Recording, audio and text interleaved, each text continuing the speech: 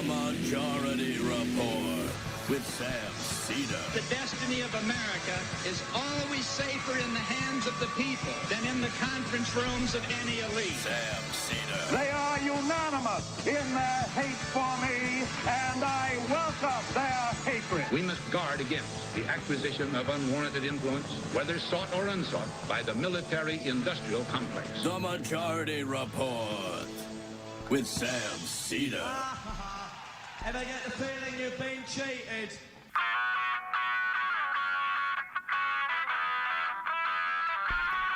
It is Thursday, June 27th, 2024. My name is Emma Vigeland, in for Sam Seder, and this is the 5-time award-winning Majority Report.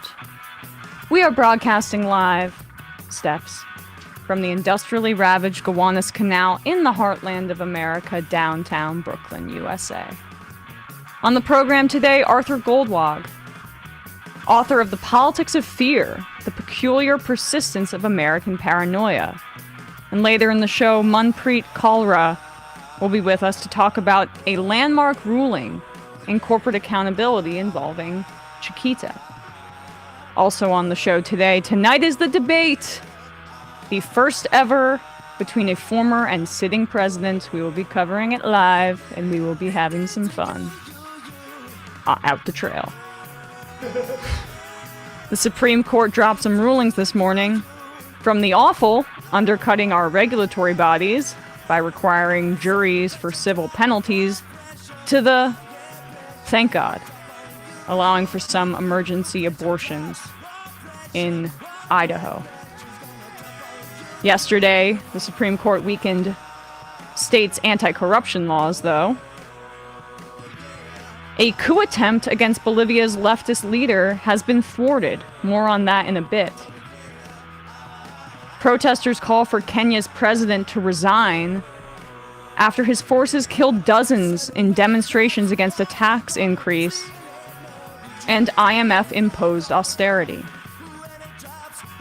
A New York Times poll of likely voters finds twice as many independents say Trump's conviction made them less likely to support him versus likely, which kind of, so I'm old enough to remember Eric Trump going on TV saying that all these independents were going to come over because this is happening to you too. Not so much. The Republicans are that way. They are. That poll also showed that as well. But in national polls, by the way, Biden continues to trail. So the Biden administration announces over $81 million, or over 80, I should say, $80 million in affordable housing funds for 21 states. That's a good move. Israeli tanks roll into Gaza City, pounding it with bombs. Dozens reported dead in the last 24 hours. This horror is ongoing. Reports detail open sewage and garbage in Gaza, and cases of disease on the rise in the searing summer heat. And lastly, 50,000 film and TV crew members represented by IATSE have struck a deal with studios, averting a strike. All this and more on today's Majority Report. Welcome to the show, everybody. It is an EmMajority Report Thursday. I am back. I take every other Wednesday off on occasion, and I had said to Sam, if Bowman is able to actually pull this off, I'm going to come in on Wednesday. And then he didn't, and it was over really quickly. He stayed home eating ice cream. Yeah, it felt like, he kind of knew the district had changed, and it had become more and more of the wealthy suburbs, extremely wealthy suburbs.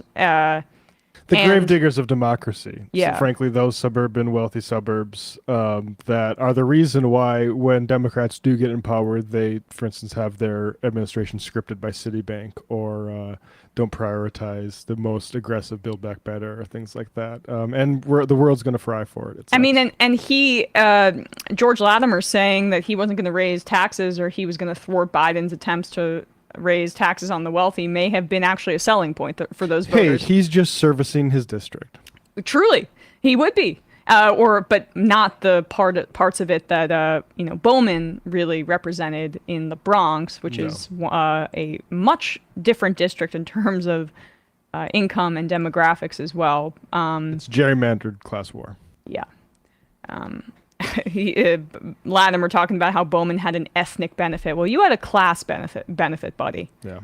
And we'll talk more about the Supreme Court rulings that I mentioned with Sam tomorrow because they just broke before the show. But the SEC one is pretty bad. It's an attack on our regulatory bodies, and it basically says that civil penalties that, say the NLRB potentially, but in this case the SEC, that they impose have to go through a jury trial, which is extremely costly, resource intensive, and not the way that these agencies operate. They do that through administrative decisions. And so this is just an attack on the function of these regulatory bodies. The good news out of the Supreme Court is that they did uphold the legality of an emergency abortion in Idaho. And then there was also this interesting case where they rejected the Purdue Pharma settlement where the Sackler family, as a part of the agreement, had shielded themselves from liability.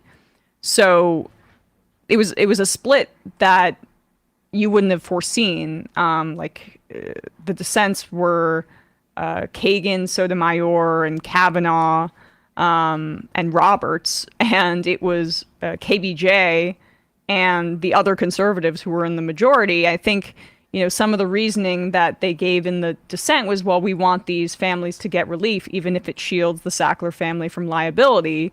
But the minority said that, but the majority was like, well, this is not legal. You can't do it in this way. So we'll be talking more about that in a bit. But I mentioned this in headlines. In the afternoon yesterday, we saw some disturbing images coming out of Bolivia, I should say. Armored vehicles began rolling into the capital of Bolivia, ramming into the doors of the presidential palace. And the military tried to storm said palace. This is the second coup attempt since 2019. The first one was successful in overthrowing Evo Morales, and you may recall that's the one that Elon Musk was a big fan of, that coup. We'll coup whoever we want. Yep.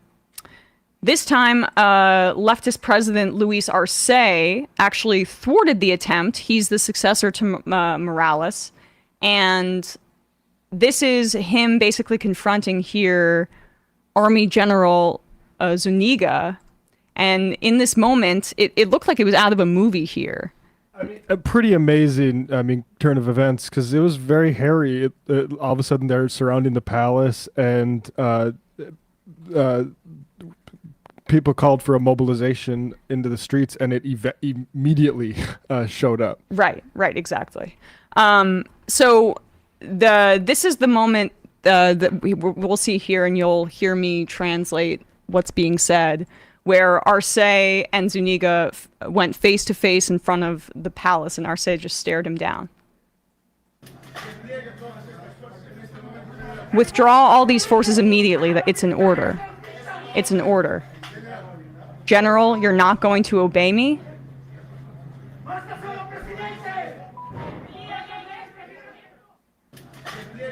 Basically, he came out and went face, as I mentioned, looked him dead in the eye, and that image has been circulated everywhere, which I think is really a good thing for Arce, because it's bold and brave, and people in the area have an understanding of what happens sometimes to presidents and leaders who have clashed with the military. They have died. They've sometimes been killed. And so after that happened, basically, as it was becoming clear that the coup attempt was happening, Arce called upon protesters and trade unions to mobilize, and they basically immediately did, to try and stop this coup.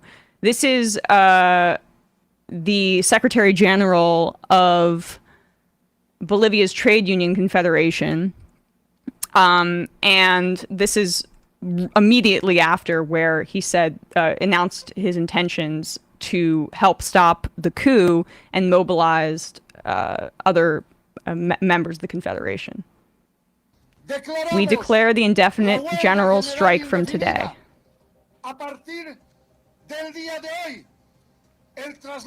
Also, the movement of all social movements and unions to the city of La Paz to defend and restore constitutional order and our government that is legally established in Bolivia. Revolutionary truth in the face of reactionary lies. Long live national democracy. Long live our constitutional government. And that was extremely effective. Immediately, you saw, this is some video of demonstrators chasing down the military in Bolivia. This is amazing. And it worked. Here we go. So you can see here the members of the military in their riot gear fleeing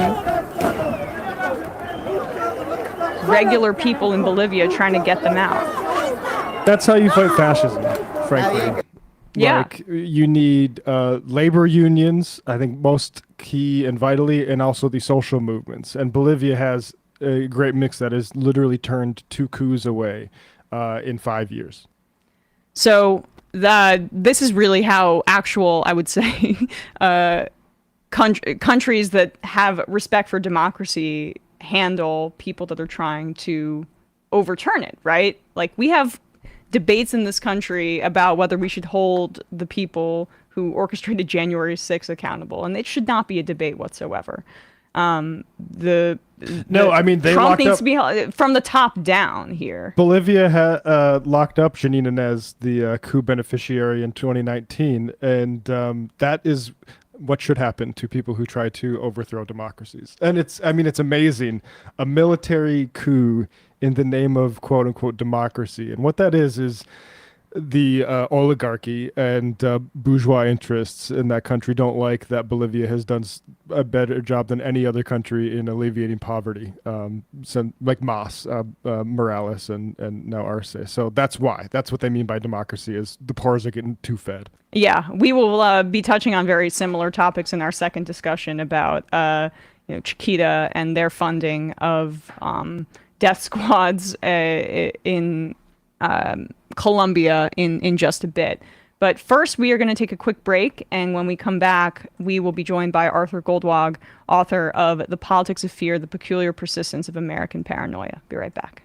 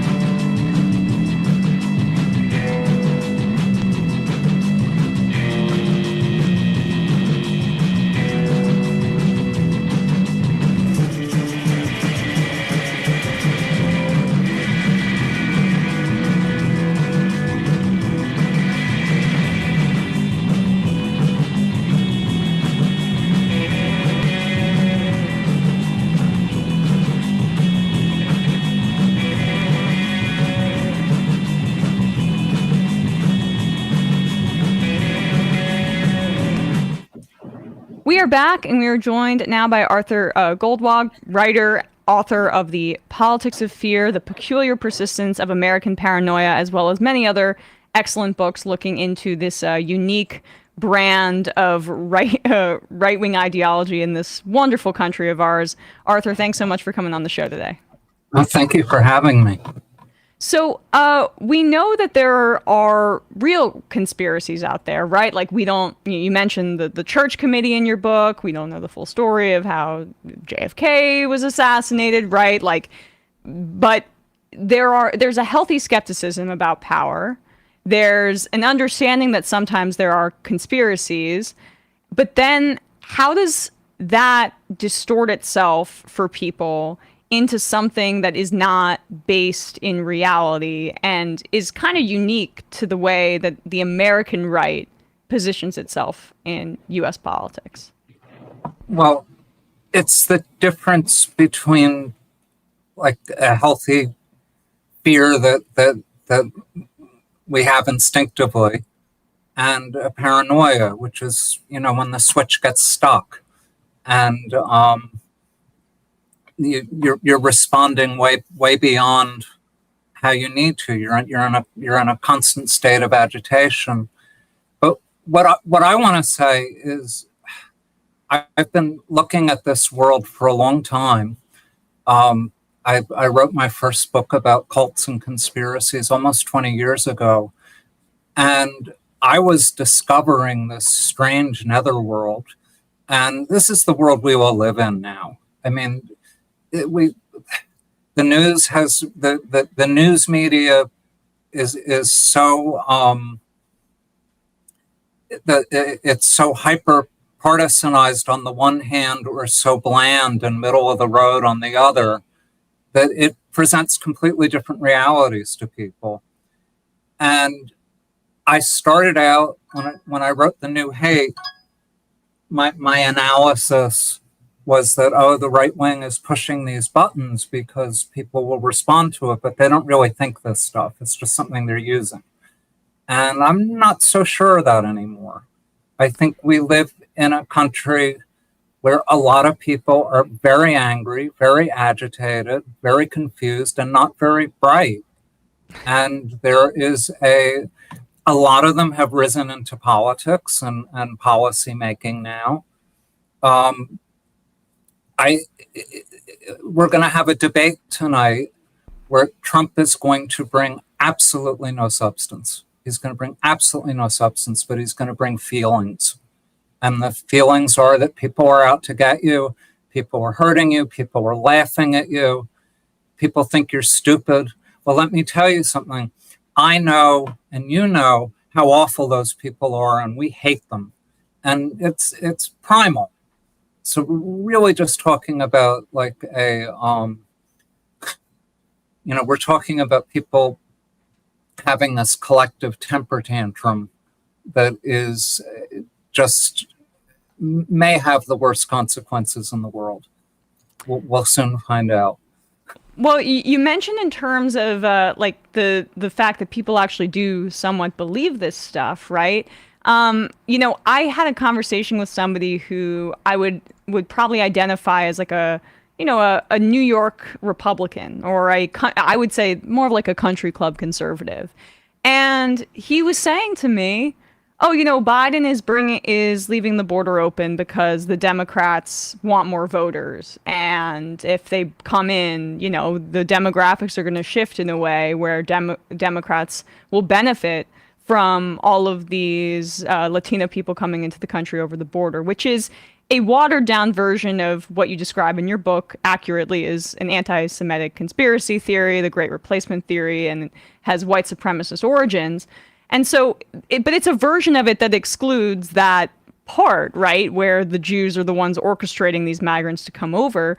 But it's still downstream from that. And I was just like, wow, I thought you were a little bit more reasonable than this. But apparently this is kind of what even someone in New York, like who is a conservative in that way, has bought in at this point. It's extremely widely disseminated. Long before there was replacement theory, I mean, you look at the reason Americans were so the know-nothings before the Civil War. There was a huge anti-immigration movement, and it evolved from fears of replacement. There's all of these people are coming. They're different. They're not Protestants. They don't speak English. They're willing to work for cheaper. Some of them come from countries that have had revolutions recently. They're scary, and it's easy to turn you against them. The anti-city thing. Trump is, I mean, he's a city guy. He built his reputation in a big city. I won't say he built his fortune in a big city because he mostly lost it here, but he's virulently anti-city. Some of that's because, I mean, right now it's because of the demography of cities. They're full of rich progressives and poor minorities. And those are both groups that this suburban middle America is supposed to be afraid of, even though the suburbs look a lot like that now too.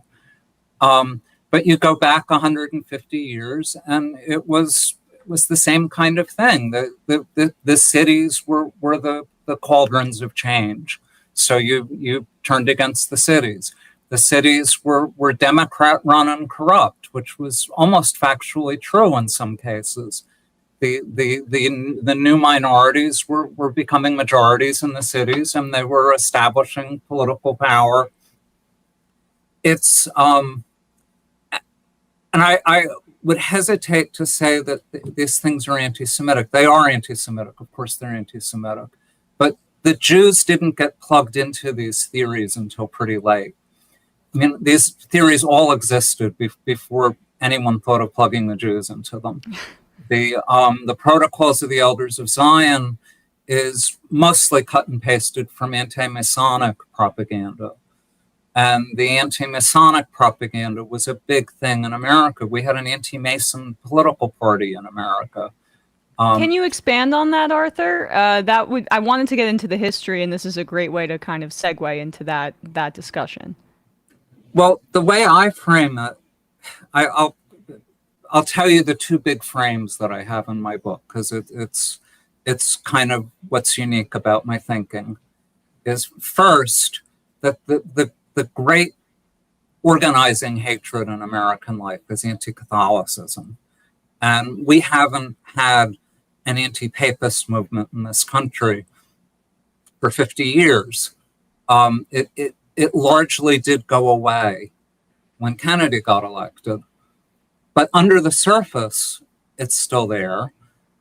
People think of a powerful, secretive world power that has all these bizarre rituals and incense and smoke, and they drink wine and they eat people's flesh.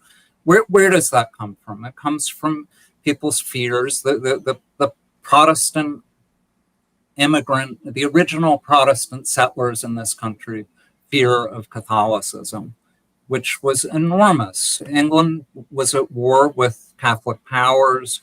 There were Catholic powers here. There were the French, and the French were setting up alliances with the Indians. There were the Spanish in the South. So that there was this fear of Catholic subversion. And when the protocols came along at the turn of the 20th century, they plugged the Jews into that. And they made the Jews basically look like the Catholics. But that's one of the big points. The other framing that I have in my book is, I've actually forgotten what I was going to say. So maybe you should ask me another question and come back to me.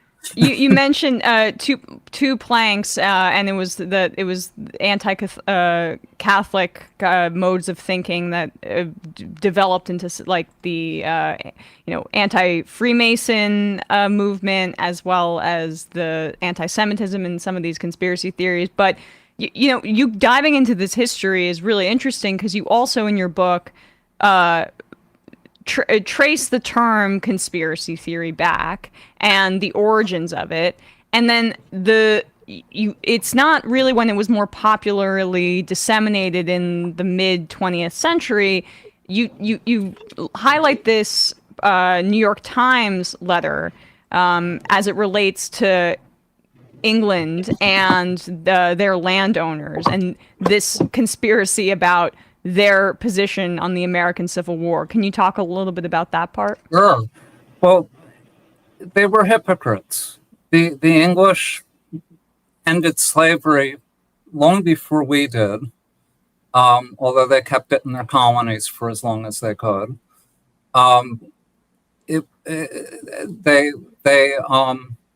English evangelicals especially, the evangelicals were different 200 years ago than they are now, but the non-Church of England Protestants were especially enthusiastic in their anti-slavery sentiments. The Civil War happens, and England takes the side of the South. They needed the South. They needed the South's goods. They weren't ready to let go. And somebody writes a letter to the New York Times saying, well, obviously England has planned this Civil War so that America will fall apart and they'll be able to get us back. And this guy who was a gentleman scholar and he was an Astor, he was a thinker. He wrote a book later on that was anticipated a lot of libertarian thinking. And his attitude was basically that the government should stay out of moral questions and the government should regulate as little as possible and leave people alone. And he, responding to this view of England, he said, this is ridiculous. England has so much else on their mind. You don't need a conspiracy when hypocrisy suffices. But what you've done is you've created a conspiracy theory to explain everything. And this conspiracy theorizing is a thing that people do because the world is big and complicated, unjust, cruel, threatening. And if you can characterize it, if you can personify it, you get a handle on it. You get the benefit of feeling like you have control. You also get the psychological release of having an enemy to hate. An enemy that's easily identifiable in their eyes, as opposed to, say, forces of power or capital or hypocrisy, as you say, being a complicated stew that results in what we see. It seems to me that at least the hallmark of some of these conspiracies is that we can easily identify a group that explains these tensions, and it also means that it justifies a lot of our pre-existing fears about things in the world. Yeah, and that brings me back to the second plank that I had forgotten, which is that we have this very complex, dated and strained constitutional system that was designed basically to keep things really, really complicated, and millions of redundancies built in to prevent demagogues from being able to seize the machinery of state, and also to keep the church from seizing the machinery of state. And one of the founders had not forgotten that people in search of religious freedom came here and then took other people's religious freedom away. And they wanted to create a system that was much more ecumenical, accepting. They thought that would be good for religion. And it was. And it was a controversial view that has really not been settled. And the reason that people were so afraid of Masons is because Masons are secular. They believe in God, but they also believe that anybody can perfect themselves. That if you work hard, if you learn, if you study, if you're contemplative, you will improve yourself. You will reach a kind of perfection, and that's a blasphemy. In the Puritan framework, that's absolute blasphemy. In the Catholic framework, that's absolute blasphemy. And we're divided between those two things. So you have this kind of you have a foundational fear of the Catholic powers, and you have a foundational contradiction between between secularism and diversity, and this democratizing impulse, and the desire to control things and keep things moral and keep things on the right plane and so on. And none of this explains the craziness of Trumpism, but it helps explain a lot of the craziness of the theories that grow up around them.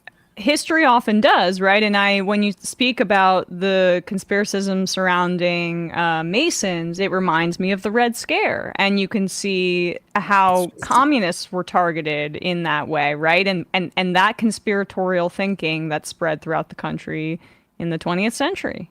Yeah, there's a quote I used in 3 of my books because it's so great.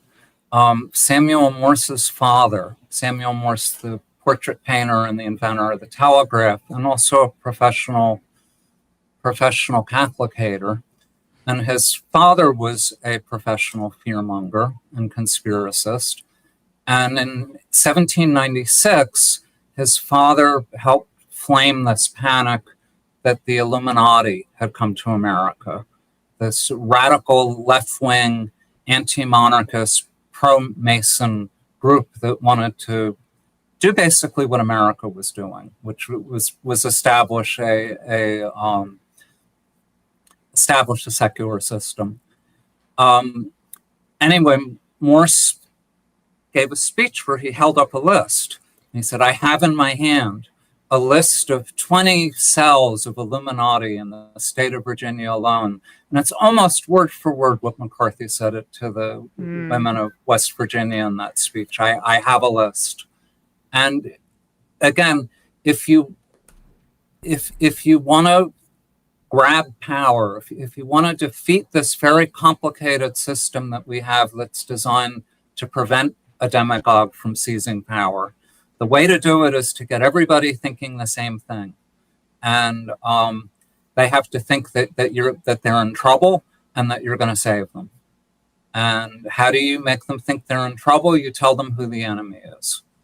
The enemy is not just outside, it's inside. It's your neighbor. You better hate your neighbor. And you better give me a lot of power. And I think that's kind of where we are now. Trump's out for power. He doesn't have ideology. It's a mistake to talk to him about ideology. It's a mistake to talk to him about taxes and so on. Mm-hmm. I don't even know if he's that full of hatred himself, but he's figured out that if you can get everybody thinking the same thing, if you can get them scared and if you can get them dependent on you, this is what a cult leader does too. And Trumpism looks a lot like a cult because it looks a lot like a cult. There's no getting around that. Right. And, I think you can see that in the way that even Mike Pence, I returned to that profile he did, I think it was in the Atlantic or something, or in the New Yorker a few years ago, where he basically spoke about how in Trump in religious terms, like almost as if, I know he's an imperfect vessel, but this is the person that we follow to get where we need to go. And I know that's a little bit different than his followers because he's making a political calculation. But when you're talking about the American Protestantism and their anxieties and how that plays into this the politics of paranoia, right? I am reminded of just how evangelical thought and almost the mode of thinking is so applicable in the way that they view Trump, and then also in the way that they talk about things like QAnon. Could you speak a bit about that, about how this mode of thinking is such a neat fit for right-wing evangelicals in this country in particular? Yeah, well, we have again, it's not all evangelicals, and it's largely premillennial dispensationalist evangelicals, people that believe that we're about to enter end times, and that there will be a long lag between when the end times start and the world actually ends, and people go to hell or go to heaven. So they look back at other at biblical analogies, and King Cyrus, or Emperor Cyrus of Persia, does great stuff for Israel. He ends the exile from Jerusalem. It's a wonderful thing. He's not a Jew. He's not one of us, but he helped save us. And the religious evangelicals identify Trump with Cyrus. He's a flawed man, a fallen man, but he's done so much good for us that we need him and we love him and we're grateful. And who among us isn't fallen? Trump himself, he's Jesus. You know, the other day at one of his speeches, he said, if I opened my shirt, you would see my wounds. Yeah. Now, I don't know that wounds all over my body. Now, I doubt very much that Trump has any religious feelings. We do know, and I mentioned this in my book, that his parents went to Norman Vincent Peale's church on Fifth Avenue. Norman Vincent Peale married Trump and Ivana. And Trump talked about how wonderful it was listening to his sermons, because he didn't get into a lot of religious crap. He was mostly about succeeding. And it's funny, you kind of trace the anti-Catholicism that I was talking about. The biggest leader of the anti-Kennedy movement among the Protestant leaders that were trying to stop him, the spokesman for the group was Norman Vincent Peale. Now, I mean, again, it's a funny thing. I don't think Trump thinks that way. But what he did take in was that Norman Vincent Peale had a shtick, and he leaned on it, and he got a bestseller out of it, and he got a lot of influence out of it. Right. We have an interesting question here from one of our IMers, number 13, writes in saying, is there a way to channel the desire for absolution within conspiracy into something egalitarian? Basically, can you confront this in a way that can be more egalitarian, or is your view a bit more pessimistic than our viewer suggests? I don't know I don't know that this is a thing that you can leverage for good. Right. You know, it's like, I started to say earlier, when I started writing these books, I thought we had a problem with critical thinking in America. I thought we had a problem with education. I still do, but what I've come to see is that what we really have is a problem with hate. We have this foundational problem of hate and fear. I think that's part of being a human being. And, you know, you create organizations and political systems and so on, as the authors of the Federalist Papers wrote over and over again, to try to account for human flaws and human foibles and to control them. I think bad guys leverage those things. Good guys are kind of stuck. On the other hand, you know, we're hanging in the balance, but everybody's not on the other side. And it's like if you write something on the internet and you get 20 really nasty comments, that does not necessarily reflect everybody that read your piece. Right. It reflects the people that hated your piece. And the people that liked it may not say anything. And I kind of think that we're going to find out that there's a ceiling for Trumpism. And he has the crazies, and he has the billionaires. And he has the very, very fascist people that think that they can use him. He has the Christian nationalists, the people that want to restore a Christian polity. He has all these people. He's not going to win unless he can add a lot more people on top of that. And I am somewhat hopeful that those people are gettable, and that rather than trying to pry away the committed Trump people, the anti-Trump people need to work on the people that are in the middle.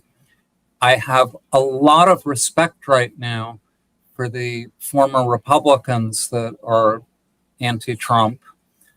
I also have a lot of worries about them because they are looking to take over the Democratic Party. They're looking for a new home. Oh, yeah. And I understand that. Right. Yes, I share those concerns as well. Just to bring it back to some other questions I had before we let you go, Arthur. How do you talk about how we have a hate problem? These conspiracy theories, they take those similar shapes that you describe about groups of people, shadowy figures. Maybe they're pedophiles drinking people's blood and children under a pizza parlor or something like that. But it's always a means to another end. And these groups are, their relationship with Black people, with Latina people, with the people that a lot of these folks are scared of, is one that I'm curious, through your research, how does racism play into it? Because a lot of these folks have very low opinions of Black people, of Latino people, all of that. So that they make it so that they're not the ones that are orchestrating this grand plan. It's the shadowy folks behind the scenes who are doing that. How do you trace that back historically? Well, if you're a white supremacist, then you can't say that. You can't say that you're being beaten back by Black people, because you're superior to them. You're smarter than them. So it must be a traitor in your own group that's doing it. It must be a fifth column, and that's the formula. I mean. The other thing that has happened in American history, and it's been harder with Blacks because they were slaves. They were brought here in chains and had no rights officially for a long time. Other groups have been allowed to become white, become American. It takes a couple generations. You learn how to use the slang, if you learn how to dress, if you get into the right businesses, you can mix. Right now, I think the highest quality immigrant group in terms of like education and money and so on, I think it might be Nigerians right now.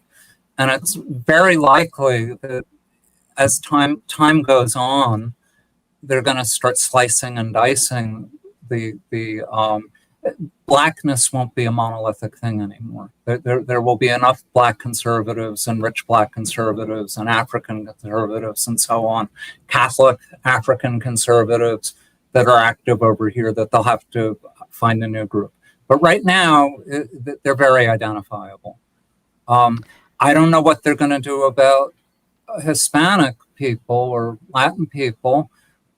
They hate them, but they also need them, and they're getting a lot of them. Second generation Latin people are starting to trend Republican because they have some money. But again, Trump's wildness is creating real problems for them. He's anti-business, so he's losing the Fortune 500 CEO class. He has, blue-collar entrepreneurs. He has the billionaire class. But the people that run companies that have 1 million employees are not crazy about him. They're scared. They need stability. They need predictability. So, I mean, I think that there's like a natural limit to some of these things. You can start destroying yourself. Right? Like this isn't as good an example, but don't vote by mail. Except now they want you to vote by mail because they need those votes. Right. Exactly. Well, really fascinating stuff. The book is called The Politics of Fear, The Peculiar Persistence of American Paranoia.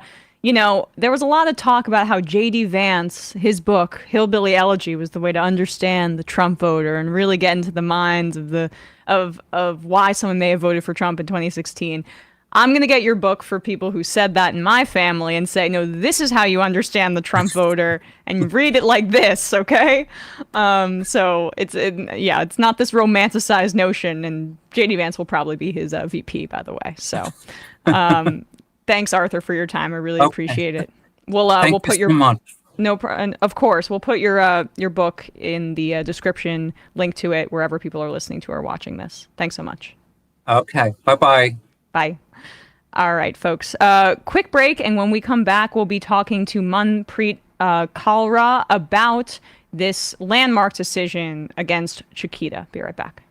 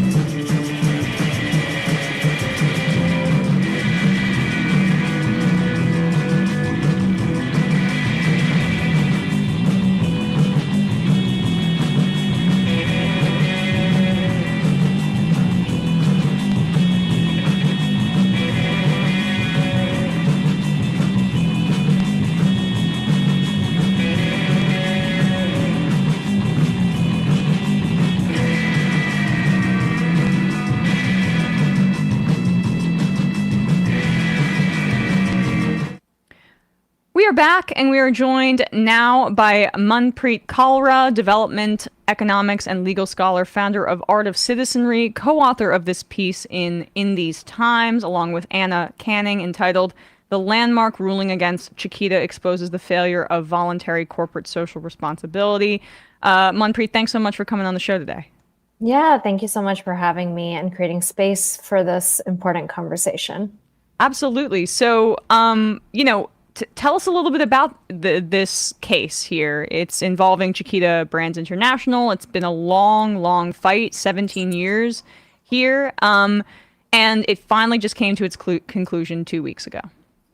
Yeah, so conclusion-esque, I suppose. This landmark verdict marks the first time that a U.S. corporation has been held liable for committing human rights abuses abroad, which means that it's a really important case for all of us working in the realm of business and human rights, and advocating for worker rights and looking at supply chain accountability. This verdict is, as you mentioned, a culmination of a 17-year-long litigation. And, I think that this is a perfect example about how multinational corporations have the time, bandwidth, and resources to really make sure that this case continues to go on, and create these mechanisms to, in many ways, make it very challenging for victims and families to actually seek out remedies. So this case ultimately holds Chiquita Brands International, one of the largest banana distributors in the world, responsible for wrongful deaths of 8 individuals who were murdered by the paramilitary group AUC in Colombia. The jury in this case awarded the surviving family members $38.3 million in damages. And what's important to note here is that this case, we've seen different cases go out in throughout American legal history. And the reality is that as economies continue to globalize, multinational corporations have been able to really operate without much accountability for human rights abuses abroad in their supply chains. So Chiquita financed the AUC during the late 1990s through early 2000s. During this time, the AUC was declared a foreign terrorist organization by the U.S. Department of State, and Chiquita continued to pay them even after that designation. So this is really important to know. What really served as the linchpin for the suit that we saw is that during a 2009 criminal suit brought under the Anti-Terrorism Act by the Department of Justice, Chiquita pleaded guilty to paying the AUC for security services. And that suit by the federal government, and particularly the fact that Chiquita admitted to paying the AUC, was, I would say, really did facilitate what we saw unfold earlier this month during the civil suit.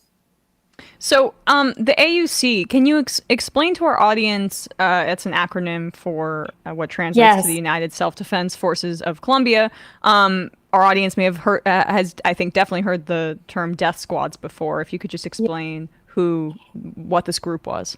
Yeah, absolutely. Thank you. So the AUC is a designated terrorist organization. They are a death squad, and the plaintiffs in this case have long alleged that the AUC is a violent organization responsible for torture, forced disappearances, war crimes, and other human rights violations.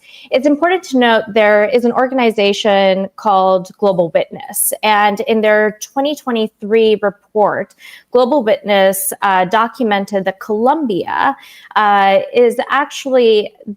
sees the most violence against human rights defenders globally. And so it's important to note that these are paramilitary, the AUC is a paramilitary organization. They have backed immense war crimes, widespread atrocities, and the death of thousands of civilians. So when we're looking at why this case is so important, we have to realize that Chiquita was paying a organization that they knew was involved in furthering human rights violations in Colombia, primarily to protect their profit and bottom line. Right. And I mean, this group was basically massacring communists, leftists, and I also should note that Israeli forces helped train these guys. So just another, just weird part of history. They ended up being designated as a terrorist organization in the United States, but that was after doing a lot of bloodshed to protect really capitalist interests in Colombia, that's why Chiquita was funding them. Oh, absolutely. And I mean, it's, as you said, everything is very interconnected. And as you start unfolding the different layers to this case, and quite frankly, most cases that involve multinational corporations, we know that in the global, as the global economy continues to expand, we have seen a demand over the last couple of decades for accountability, for transparency, and most of all, for justice. Multinationals have built these very complex supply chains that allow them to distance themselves from the human rights violations they are fundamentally enabling. And that enabling can happen through funding paramilitary organizations.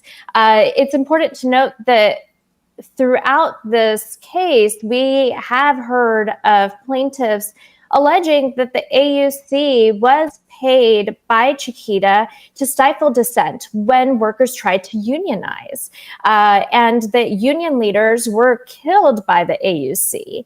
So at the end of the day, this is not a case where we can necessarily say Chiquita was ignorant to what was happening in their supply chain, as so many companies love to claim.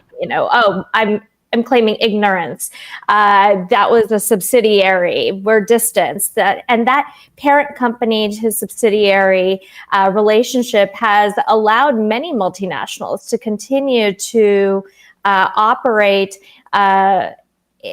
in and enable very harmful environments within their supply chain.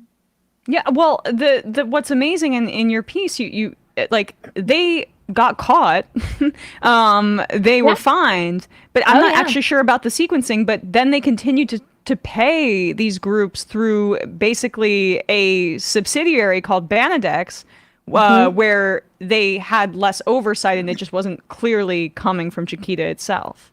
I mean, I think what's interesting is that it was basically a line item in their budget, right? So these payments were line items, and I think that what's important is that if you look, I highly recommend anyone who's listening and is really interested in diving deeper into this case.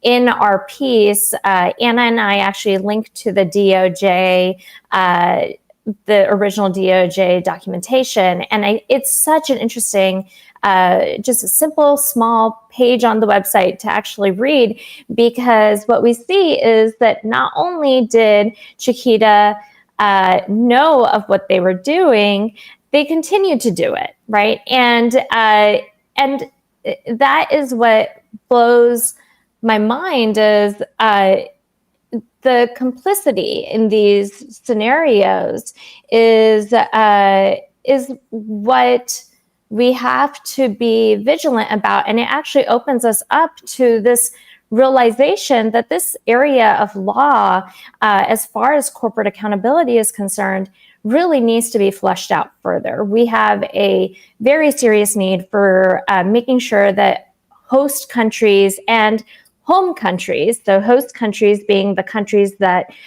corporations are operating in, and home countries being the countries where corporations are based, are taking responsibility of making sure that there are mechanisms in place to hold these companies accountable for their harms.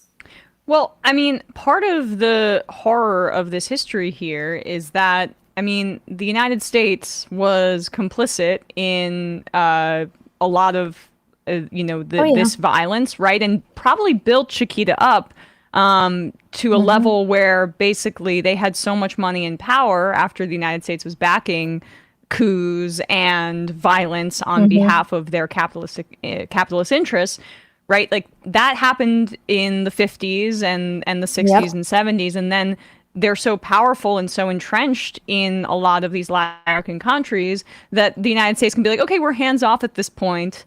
So Chiquita, you can just keep funding these far-right paramilitary groups in, the later 20th century, and they'll settle. They now have settled eventually, but that's a pretty paltry sum for people in like who had their family members killed by this company, pretty directly.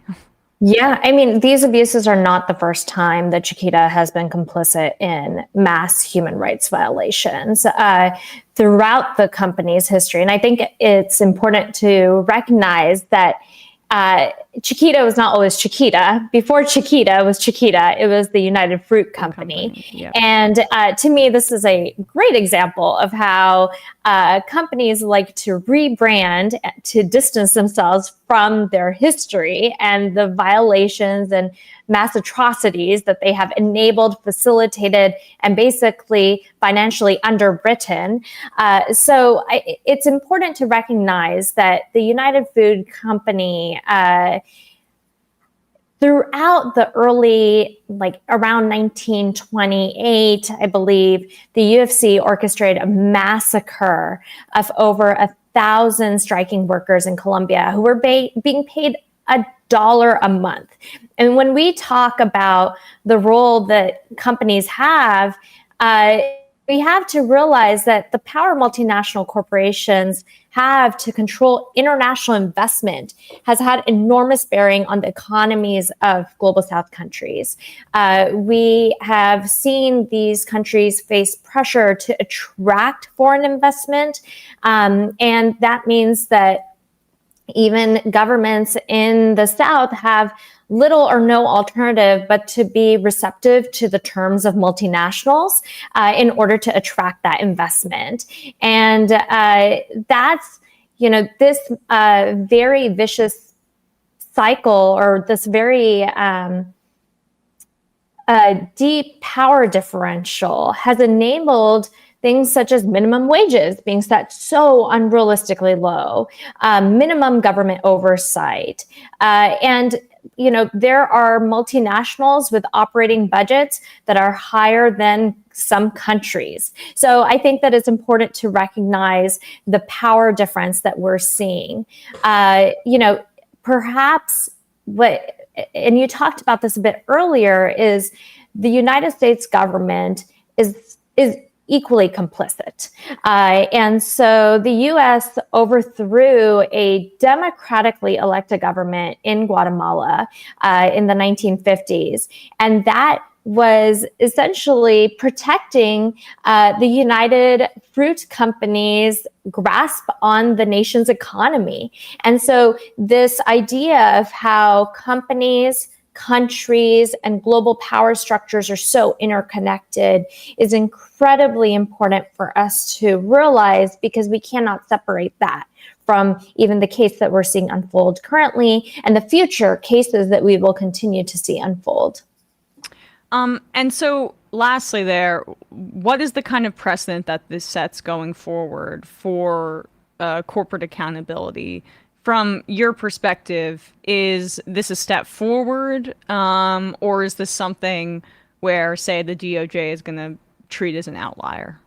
Yeah. It can go anyway. And I think this is the thing with law is we will see, is an often, often used phrase. But I think that, in my personal opinion, I think that this is a really important case. It really does start making a case for more regulations. I mean, we've seen the EU just recently pass the CSDDD, which is about supply chains and regulating supply chains. And so the Corporate Sustainability Due Diligence Directive, the CSDDD, essentially is starting to make it mandatory for multinationals to start regulating their supply chains more and seeing what is their environmental footprint, what is their social footprint. The issue right now is that we have become so dependent on third-party certifications in order to allow multinationals in some way to voluntarily self-regulate themselves. And I think we can all agree that anything that is voluntary and doesn't align with the bottom line of profit maximization for shareholders is going to not necessarily be a priority for any board or any corporation that is that cares about profit maximization. And so I think to me, in this case is particularly illustrative of the fact that countries are recognizing the need for more governance. And we have this moment, or this window of opportunity, to recognizing that we do need more regulatory action. We currently have very soft law mechanisms, such as the third-party certifications. In the case of Chiquita, we saw Chiquita had the Rainforest Alliance certification, which allowed them to effectively continue to operate while saying they're doing good or are ethical.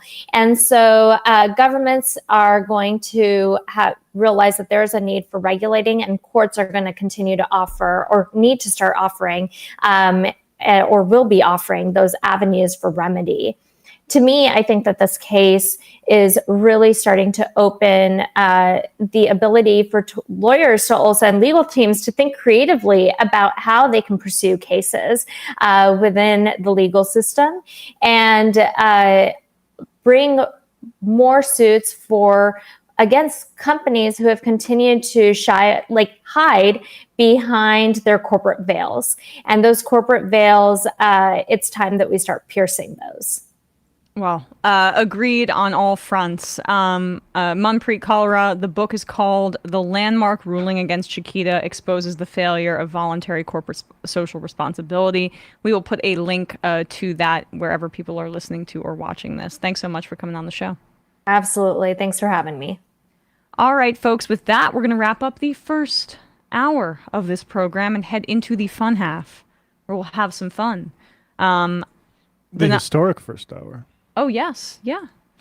Because we are live on TikTok. We are. Just had our first interview, first half of the show, completed on TikTok.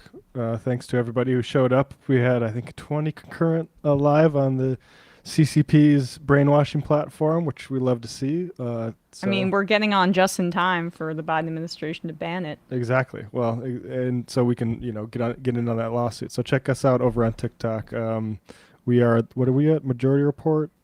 Majority Report FM. FM, gotcha. I get that radio technology reference into the TikTok. We've got to. Hello to our TikTok viewers. Hello to our Rumble viewers. We love you just as much as anybody else. Matt, what's happening on Left Reckoning? Left Reckoning, what is happening? I'm spaced it out. What did we talk about this week? You want me to look it up? Yeah, I'm going to look it up right now. Okay. I'm completely blanking because Milton was on our Sunday show. Oh my God. How am I not prepared for this? We had Seamus Malik Afzali on talking about Syria, talking about Lebanon actually specifically, and then Iran, the elections. So check that out with regards to Israel looking like they want to blitzkrieg Lebanon, their words, not mine.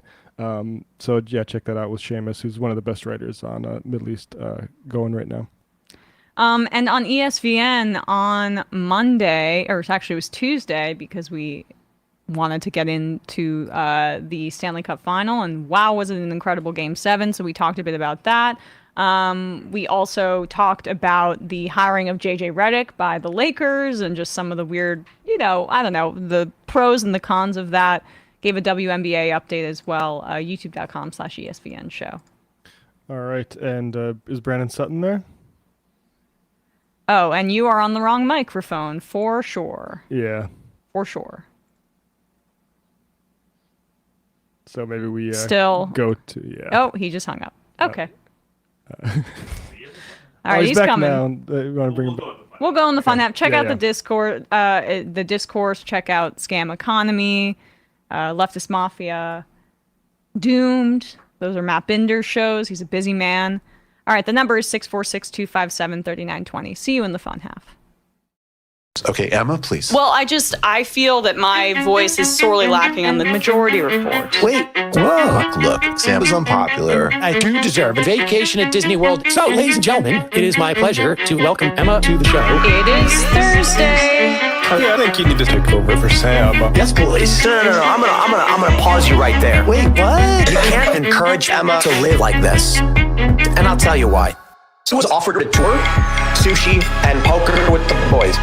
Tour, sushi, and poker with the boys. Was offered a tour, sushi, and poker with the boys. What? Tour, sushi, and poker.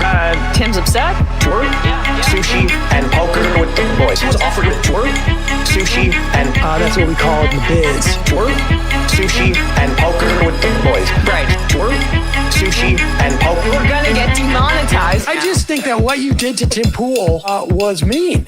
Free speech. That's not what we're about here. Look at how sad he's become now. We shouldn't even talk about it because I think you're responsible. I probably am in a certain way, but let's get to the meltdown here. Twerk. Sushi and poker with the boys. Oh my god. Twerk. Wow. Sushi. I'm sorry, I'm losing my fucking mind. Someone's offered to twerk. Yeah. Sushi and poker with the boys. Logic. Twerk. Sushi and poker with the boys. Boy. Twerk. I think I'm like a little kid. I think I'm like a little kid. I think I'm like a kid. Twerk. I think I'm like a little kid. I think I'm like a little kid. I had this debate 7,000 times. A little kid. I think I'm like a little kid. I think I'm like a kid. Twerk. I'm losing my fucking mind. Some people just don't understand. So I'm not trying to be a dick right now, but like I absolutely think the U.S. should be providing me with a wife and kids.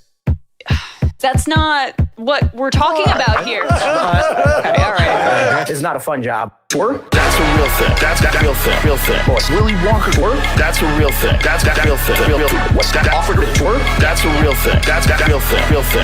That's twerk? a real thing. That's real thing. Real thing. What's that offered to twerk? Ladies and gentlemen, Joe Rogan has done it again. Offered to twerk? That's a real thing. That's poker with the boys. I think he might be blowing it out of proportion. Real thing. That's poker with the boys. Offered to twerk? That's a real thing. That's poker. Let's go, Joey. Twerk? Sushi and poker with the boys. Take it easy, boy. Twerk? Sushi and poker. Things have really gotten out of hand. Sushi and poker with the boys. Delusional. Twerk? Deluded. Sushi. You don't have a clue as to what's going on. Live YouTube. Sam has like the weight of the world on his shoulders. Sam doesn't want to do this show anymore. It was so much easier when the Majority Report was just you. You were happy. Let's change the subject. Right. Rangers and Knicks doing great. Now, shut up. You don't want people saying reckless things on your program. That's one of the most difficult parts about this show. This is a pro-killing podcast. I'm thinking maybe it's time we bury the hatchet. Left is best. Twerk? Don't be foolish. And don't fucking tweet at me. And don't bitch. The way Emma has cucked all of these people. Love it. That's where my heart is. So I wrote my honors thesis about it. Oh. Sorry. She wrote an honest thesis. I guess I should hand the main mic to you now. You are to the right of me on foreign policy. We already fund Israel, dude. Are you against that? That's a tougher question I have an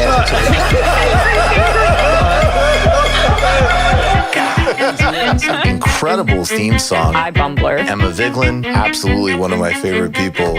Actually, not just in the game, like period. We are back. And we have Brandon Sutton. We have Matt Binder. We've secured Brandon and Matt. Exactly. Glad to be had. And we didn't have to, kill 270 Palestinians to do it. I don't know. Whoa, dark joke. Whoa, now. If you had, you also would have had to kill like 3 other hosts of the show. You're right. You're right. Well, no one knows where Sam is right now. So, but anyway, guys, what's happening? Binder, what's happening on Left Reckoning? Sorry. What's happening on Left Reckoning? Let me know. Leftist mafia, scam economy. Too much leftism over here. Doomed as well. Well, I can say that on Left Reckoning last night, I saw that there was a stream on the Bolivia coup, so you should all check that out. Thank you. Matt forgot. That was a Griscom stream. Oh, okay. Right. Yeah, my co-host, Griscom. No, but over on my stream, youtube.com/MattBinder, I basically broke down, my take of what happened in New York 16 with Jamal Bowman and George Latimer. I was up there in upstate New York in the district in Latimer country over the weekend, doing canvassing with an event with a bunch of other streamers, knocking on doors, talking with people in the neighborhood and meeting with people.